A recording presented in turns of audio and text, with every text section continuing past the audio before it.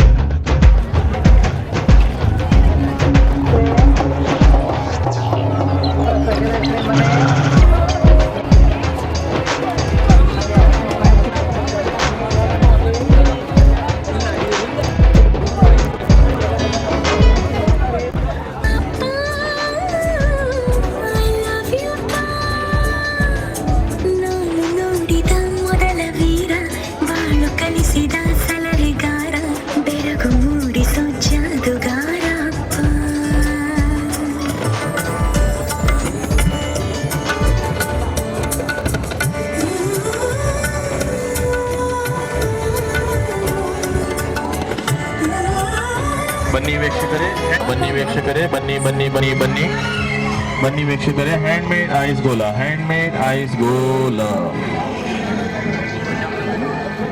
कहाँ से हो आप? मैं गोवा की हूँ। कैसे लग रहा है हमारे यहाँ? बहुत अच्छा लग रहा है। मैं कभी नहीं आई थी, मैं फर्स्ट टाइम मैं इधर आई हूँ, तो मुझे बहुत अच्छा दर्शन भी अच्छा मिला और बहुत बहुत अच्छा है। फर्स्ट टाइम आई हूँ मैं इधर गोवा में, सिरसी में। बहुत अच्छा है और भगवान का दर्शन भी अच्छा हुआ, माँ का दर्शन अच्छा हुआ है। बहुत खुश हो गई मैं नेक्स्ट टाइम आ जाऊँगी फिर से। Thank you.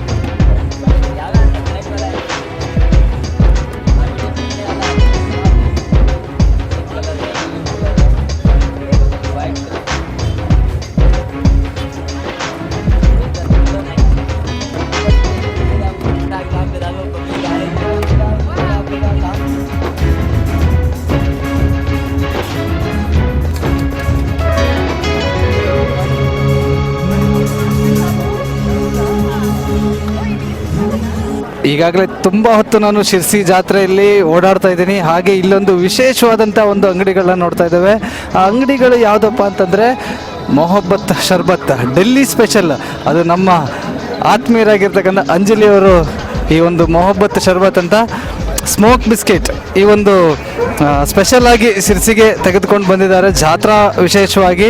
ಹಾಗೆ ಇವರು ಇದೊಂದು ಅಂಗಡಿ ಅಲ್ಲದೆ ಕೂಡ ಅನಿಷ್ಕ್ ಡಿಸೈನರ್ ಬ್ಯೂಟೆಕ್ ಅನ್ನೋ ಅಂತ ಒಂದು ಶಾಪನ್ನು ಕೂಡ ಸಿ ಪಿ ಬಜಾರ್ದಲ್ಲಿ ಒಂದು ಅವ್ರದ್ದೇ ಅಂತ ಓನ್ ಶಾಪ್ ಕೂಡ ಇಟ್ಕೊಂಡಿದ್ದಾರೆ. ಹಾಗೆ ಜಾತ್ರಾ ವಿಶೇಷವಾಗಿ ಮೊಹಬ್ಬತ್ ಶರ್ಬತ್ ಅಂತ ಒಂದು ಸ್ಮೋಕ್ ಬಿಸ್ಕೆಟ್ ಈ ಒಂದು ಕೂಡ ಒಂದು ಶಾಪ್ ಕೋಟೆಕೆರೆ ರಸ್ತೆಯಲ್ಲಿ ಸಿಗುತ್ತೆ. ಎಲ್ಲರೂ ಜಾತ್ರೆಗೆ ಬಂದಂಥ ಎಲ್ಲ ಭಕ್ತಾದಿಗಳು ಬಂದು ಅಥವಾ ಜಾತ್ರೆಗೆ ತಿರುಗಿ ಬಂದಿರುವಂಥ ಎಲ್ಲರೂ ಬಂದು ಈ ಒಂದು ಟೇಸ್ಟನ್ನು ಮಾಡ್ಕೊಂಡು ಹೋಗ್ಬೇಕಂತ ಕೇಳ್ತೀನಿ. ಹಾಗೆ ದಯಮಾಡಿ ಬರಬೇಕು ಮ್ಯಾಮ್, ನಮ್ಮ ಆತ್ಮೀಯರಾಗಿರ್ತಕ್ಕಂಥ ಅಂಜಲಿಯವರು.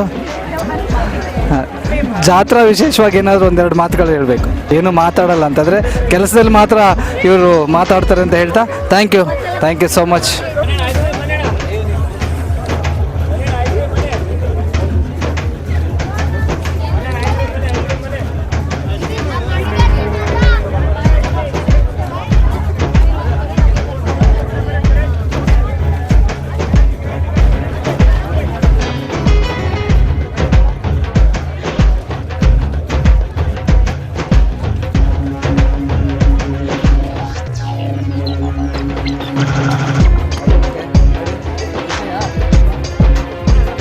ಮೊಹಬ್ಬತ್ ಒಂದು ಟ್ರೈ ಮಾಡ್ತಾರೆ.